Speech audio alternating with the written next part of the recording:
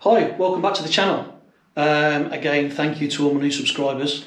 And if you're watching this and you haven't subscribed, please do. It helps boost my my little channel.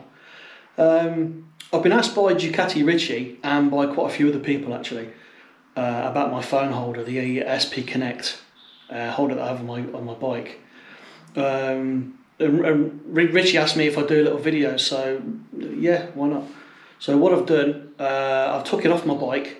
And we're just going to go through a few little basic things with it. Here it is. This is what I took off, and this is what you get within the kit. Now I bought it as a kit, including a phone holder, which is this one here, which is for my iPhone. As you can see the attachments on there, slide straight in. But what you get these little spacers, depending on the thickness of your bars. You get these spacers. This little tool here, which turns the bracket around in this, so you can either have your phone in sort of like landscape or portrait mode. You get another one of these little sticky pads that you can fit onto a cover.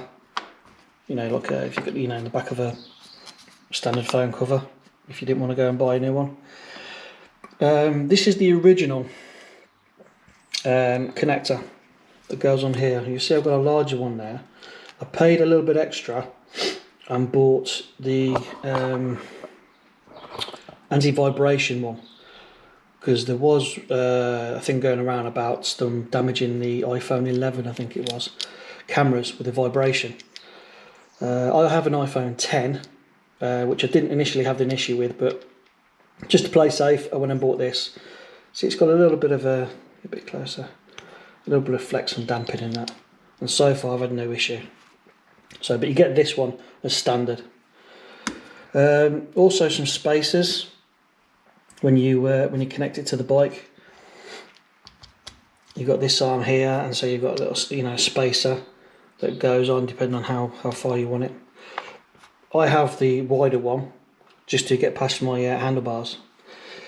Then you've got the clamp itself, which fits on fairly neatly. It's quite compact, and that's the spacer that that's the spacer that I use around my handlebars. In the past, I've always used the Ultimate add-on covers, but as you can see, they're quite a big bulky item.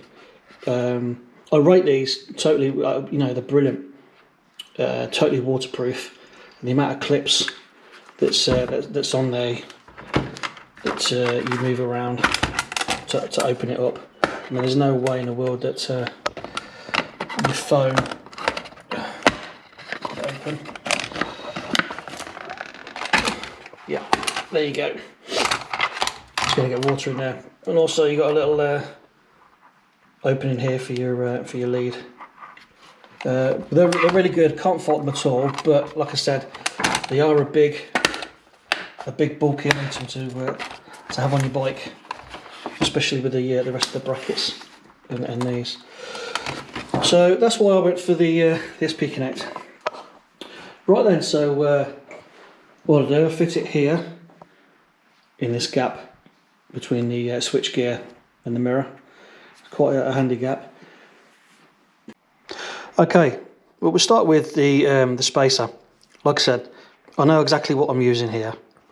These are the extra parts up here that came with the kit, which I'm not going to be using. This is stuff here. So start off with the spacer. Usually slips around there. Then the actual bracket. This is a little tricky to slide round, but it does get there. There we go. And then pop the bolt in.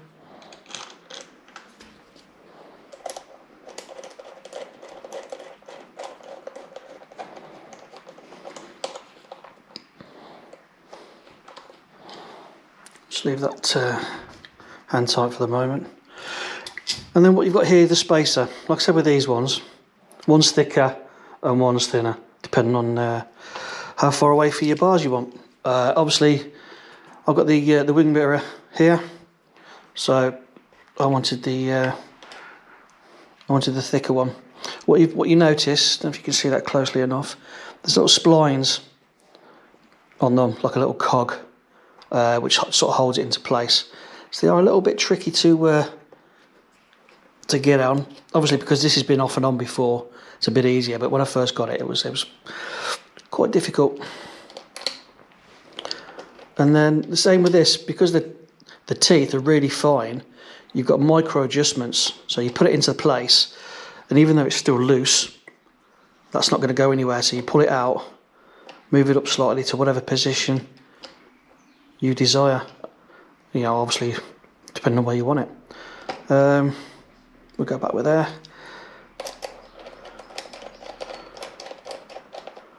Get my finger tighten that. You have the same option with this. Like you can have your phone in a portrait mode or a landscape mode. All you do is adjust that for these bars here to be one way or the other. Again, that's held in with the splines, so you can position it in whatever angle you want. You can have it diagonal if you wish. So yeah, let's just give those a little tweak.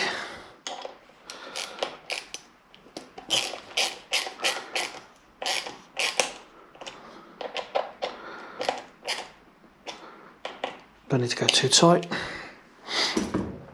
And then you get your phone. Take it off the screen there. You can see it's this. I have mine in portrait mode. So you put your phone up, you line the markers there, the indents in your phone case. You push it on. You can see from the back there, just pushes on, and then twist, and that locks into place. And that's pretty sturdy, that is. Obviously, I need to reposition that a little bit to get it back to how I normally have it. So let's just slacken that off a little bit.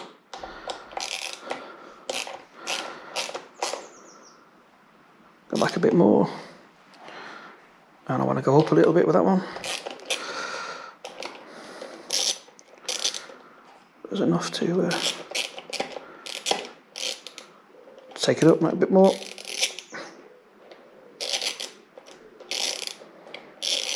There you go. Up a couple, and back it in.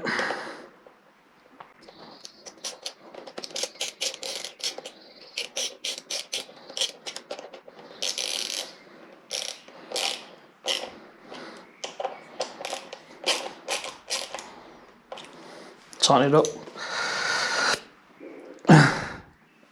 And there you go. A little bit in the skew with there. And there you go, straight in there. I have a small little lead from the USB from the side of the 1290. Plugs that straight in. I think it'd probably be better with an L shape. But yeah, that's perfectly fine, and that's more than adequate for when you're on the bike. Also, what comes with it is this waterproof case. Now, I've never tried this, I've never used it, so I don't know how waterproof it is. My iPhone 10, I think, is waterproof to 2 meters or something like that, so it should be okay in the rain. But this literally just slips over the front. Like I said, I've never used it before. There's the cover. Right, so actually, I've just noticed there's no cutout to have your power cable in. So yeah, if it does start raining, you're not going to be able to charge your phone up. It's quite a tight fit. Like I said, I don't know how good this is. Never used it. There you go. Yeah, there's no cutout there, obviously, to keep it completely watertight. See around from the back.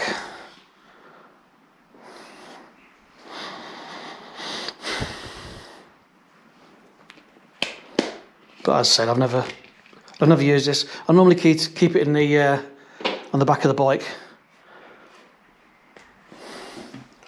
And there you go. that's the SP Connect phone holder. Fairly neat. I believe KTM do one very similar, if not made by SP Connect in the power parts. No idea how much it costs. They come with phone covers that are orange and black, I think, or whatever. But I think off the top of my head, because I've had this one, I think it's around about, I don't know, 50, 60 pounds, maybe a little bit more. And then the anti-vibration connector. Let's disconnect that. See, that's how easy it is. On, off, simple, and then straight in your pocket. Rather than, like I said, with these, can't fault these. Like I said, I've used them for quite a few years, but they are a big bulky item to have on there. And then you either have to just undo it from there and take the whole thing away with you, or pop it all open and take your phone out, and it's just left there on your bike. But yeah, simple as that.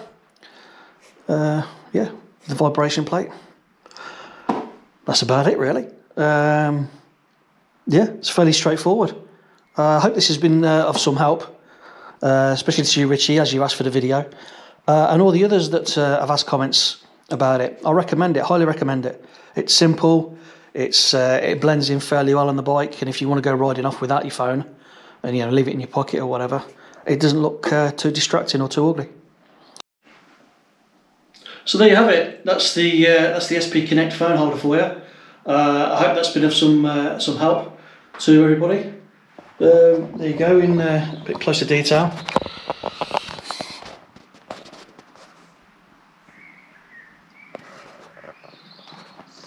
There it is.